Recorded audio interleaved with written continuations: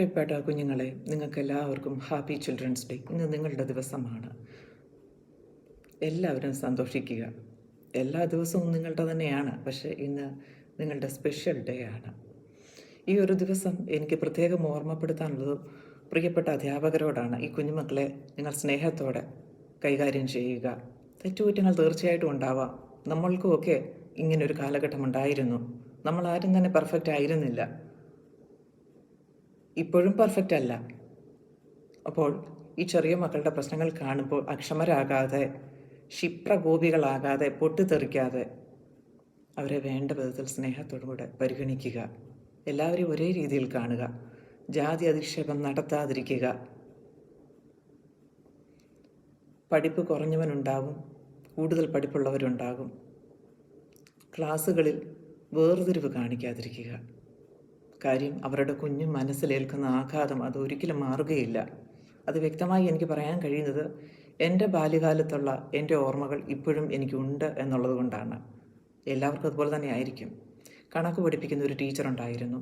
കണക്കിന് ഞാൻ സ്വല്പം വീക്കാണ്. എനിക്ക് കണക്കിനോട് എന്തോ ഒരല്പം പിണക്കമുണ്ട്, ഇപ്പോഴും ഉണ്ട്. ഓക്കെ, ഇപ്പോഴും ആ പിണക്കം തുടരാൻ കാര്യം എന്ന് വെച്ച് കഴിഞ്ഞാൽ മറ്റൊന്നുമല്ല, എന്നെ കണക്ക് പഠിപ്പിച്ച ടീച്ചർ തന്നെ. ടീച്ചറിന് എന്നെ കണ്ണെടുത്താൽ കണ്ടുകൂടാ. എപ്പോൾ കയറി വന്നു കഴിഞ്ഞാൽ എന്നെ രണ്ടെണ്ണം പറഞ്ഞിട്ടേ പോവുകയുള്ളൂ. കാര്യം ഞാൻ തെറ്റുകൾ വരുത്തും. എന്നാൽ എന്നെ എങ്ങനെയെങ്കിലും ഒന്ന് പറഞ്ഞ് മനസ്സിലാക്കി പഠിപ്പിക്കാനല്ല അന്ന് ആ ടീച്ചർ നോക്കിയത്. എന്നെ ഇങ്ങനെയൊക്കെ അപമാനിക്കാവോ? മാക്സിമം ആ വിധത്തിലെല്ലാം ആ ടീച്ചർ അപമാനിച്ചിട്ടുണ്ട്. നല്ല പ്രായം ഉള്ള ഒരു ടീച്ചറായിരുന്നു.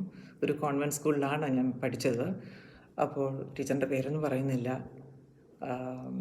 അത് മോശമല്ലേ. അപ്പം മറ്റൊന്നുമല്ല, ഒരു വിഷമം ഇപ്പോഴും ഉള്ളിൽ കിടപ്പുണ്ട്.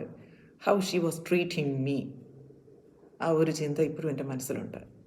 അപ്പോൾ കുഞ്ഞു പിള്ളേരാണെങ്കിലും നിങ്ങളൊക്കെ അധ്യാപകരെ നിങ്ങൾ അവരോട് എങ്ങനെ പെരുമാറുന്നു എന്നുള്ളത് അവരുടെ ഓർമ്മ നഷ്ടപ്പെടുന്ന കാലഘട്ടം വരെ അവരത് ഓർത്തിരിക്കും.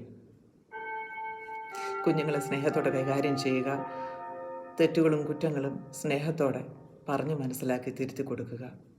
ഞങ്ങളുടെ പൊന്നുമക്കളെ നിങ്ങളെ വിശ്വസിച്ചാണ് സ്കൂളുകളിലേക്ക് അയക്കുന്നത്. ആവോളം സ്നേഹം കൊടുക്കുക അവർക്ക്. പഠനം തന്നെയല്ല, ഒരു 10 മിനിറ്റ് കൂടുതൽ ഒരു കുട്ടിക്ക് ഒരു വിഷയത്തിൽ ശ്രദ്ധിച്ചിരിക്കാൻ പറ്റുകയുണ്ടാകില്ല. പിന്നീട് അവർ അശ്രദ്ധരെ അങ്ങോട്ടും നോക്കി ഇങ്ങോട്ടും നോക്കി എന്തെങ്കിലുമൊക്കെ കുസൃതി. കുഞ്ഞുകുട്ടികളുടെ കാര്യമാണ് ഞാൻ പറയുന്നത്. അപ്പം ഈ പ്രൈമറി ക്ലാസ്സുകളിലെ ടീച്ചേഴ്സിനാണ് ഏറ്റവും കൂടുതൽ പ്രഷർ താങ്ങേണ്ടി വരുന്നത്. മനസ്സിലാവുന്നുണ്ട്. സ്നേഹത്തോടെ പരിഹാരം കണ്ടെത്തുക. Thank you.